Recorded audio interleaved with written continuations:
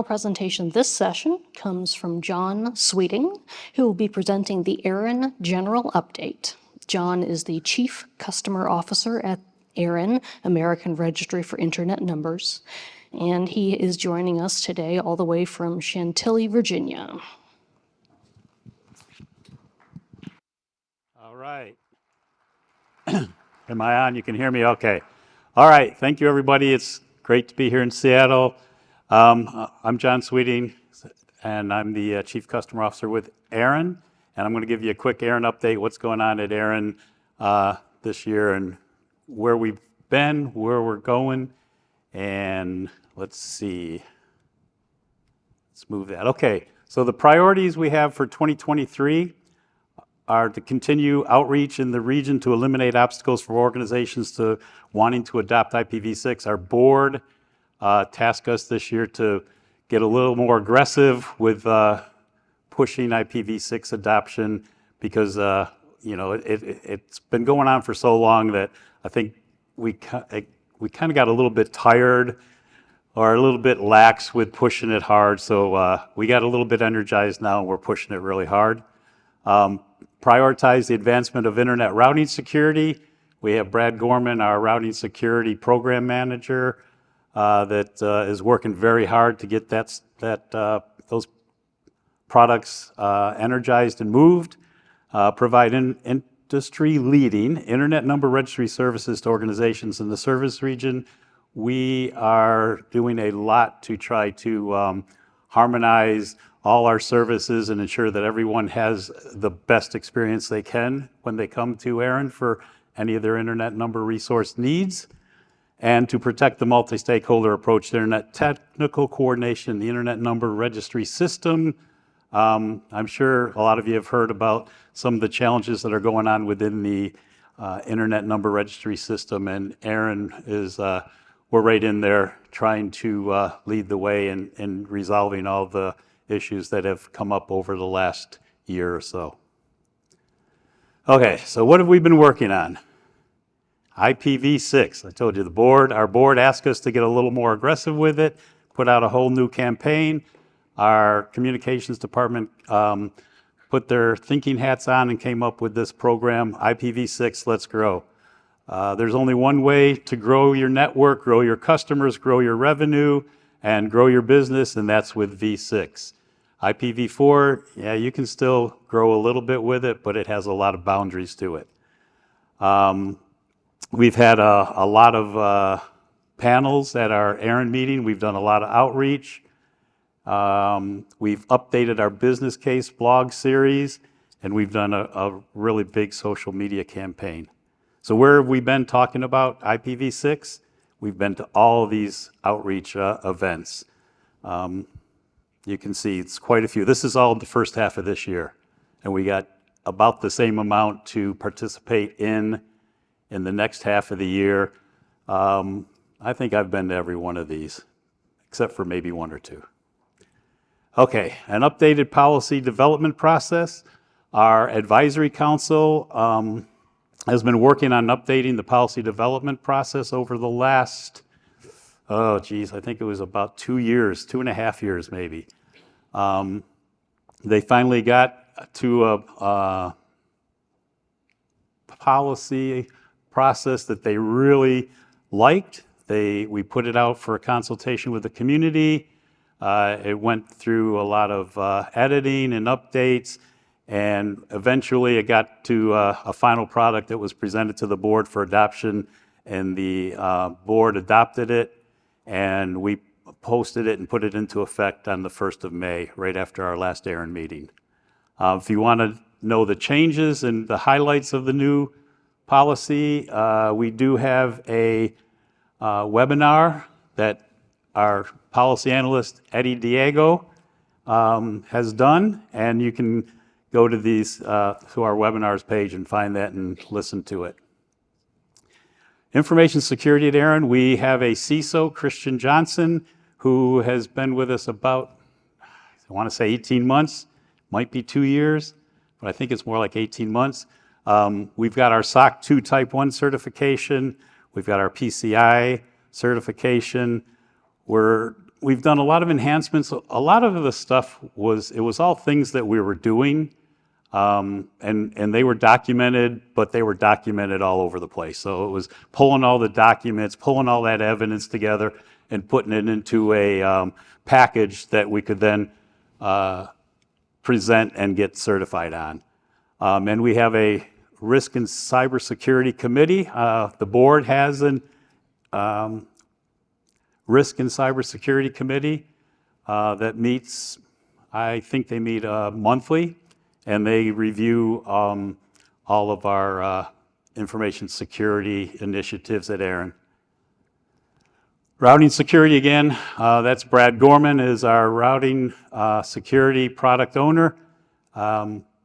Some of the points he wanted me to make here were RPKI adoption.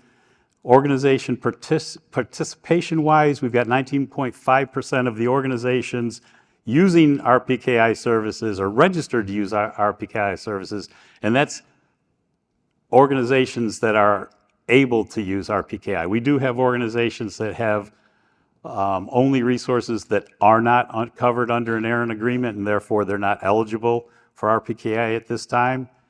And then on the valid resources, it's 45.3%, and again, that's only resources that are covered under an ARIN agreement. Some of the partnerships we have in action, we are working with the DNS Research Federation on a program they're doing, RPKI adoption and routing security in the ARIN region, which was produced with funding support from our community grant program. And we have a new program underway.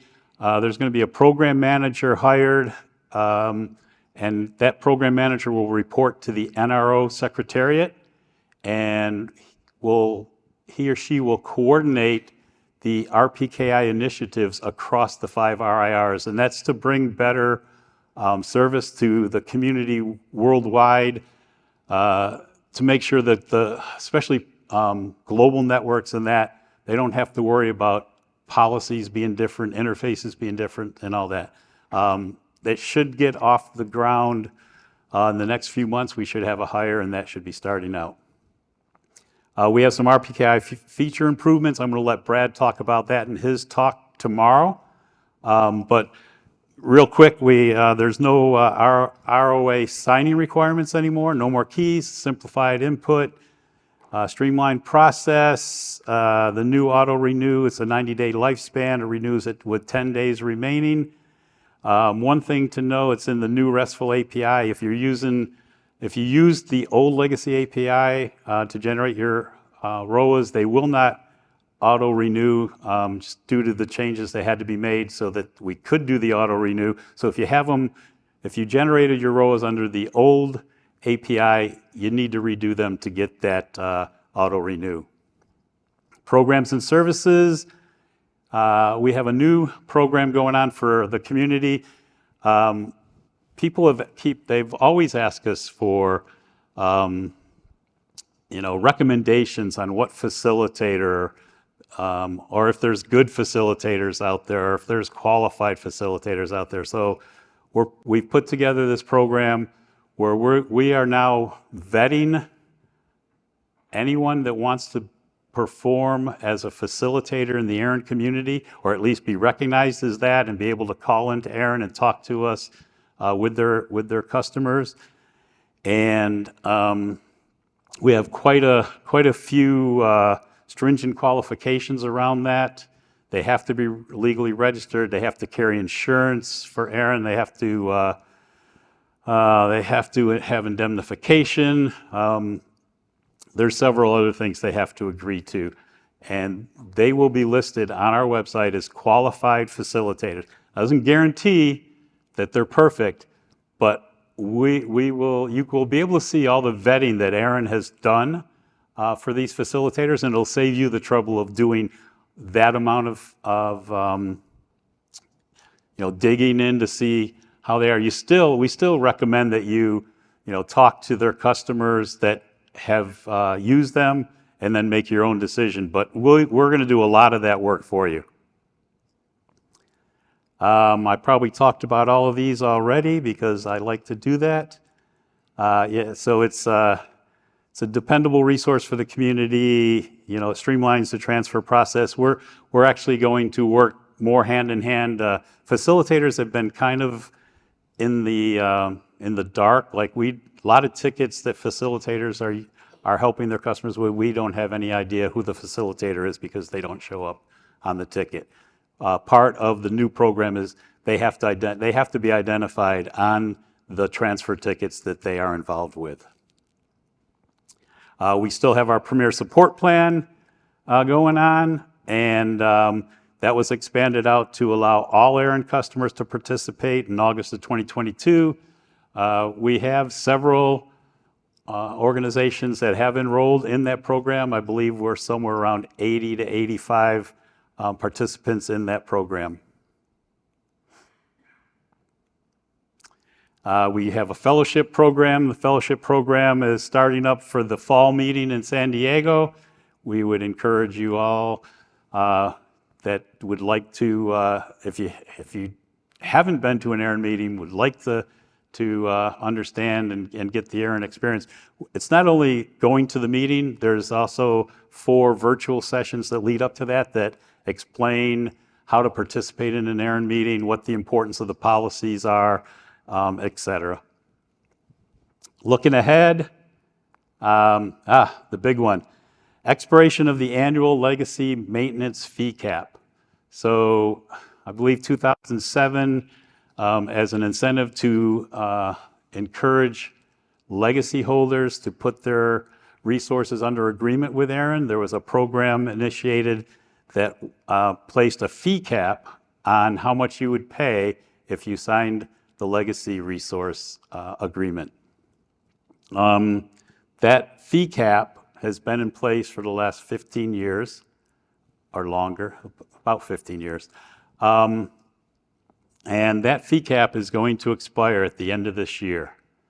For some people, it doesn't matter. If you're not going to do RPKI, you're not going to use the Internet Routing Registry, and you don't think you're going to want to use any new services that might be coming out from ARIN, then you can, just have your legacy resources. As long as you have somebody to route it for you, you're fine.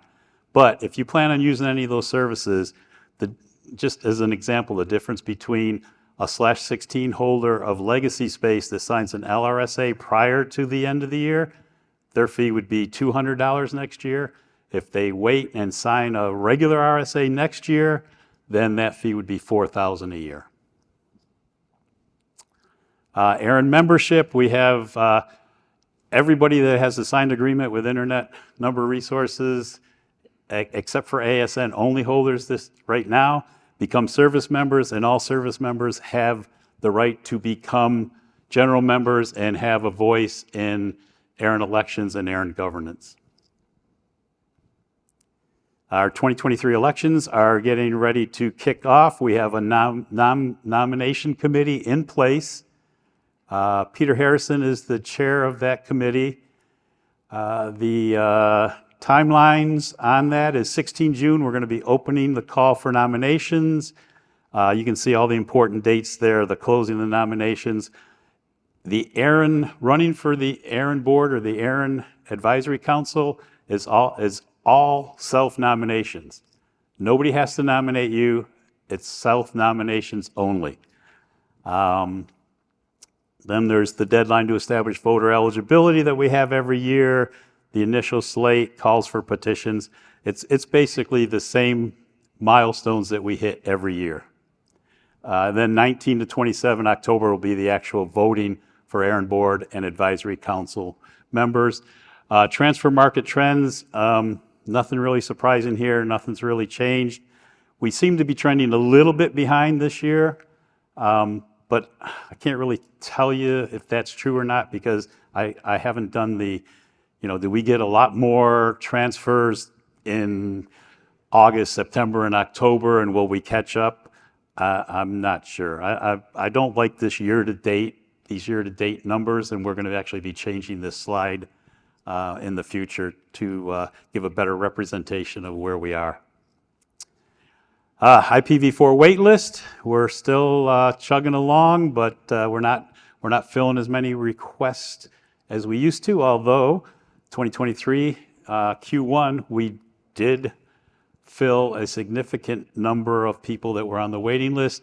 It was strictly from some resources that had been given back to ARIN in an agreement with a co-op that went out of business many years ago, and any of the co-op members that were using that space were able to transfer the space into their organizations. But the people that weren't, the space that wasn't being used by any of the co-op members was pulled back into ARIN and used to, we held it for a while, a year, made sure it wasn't being routed, and then we gave it up.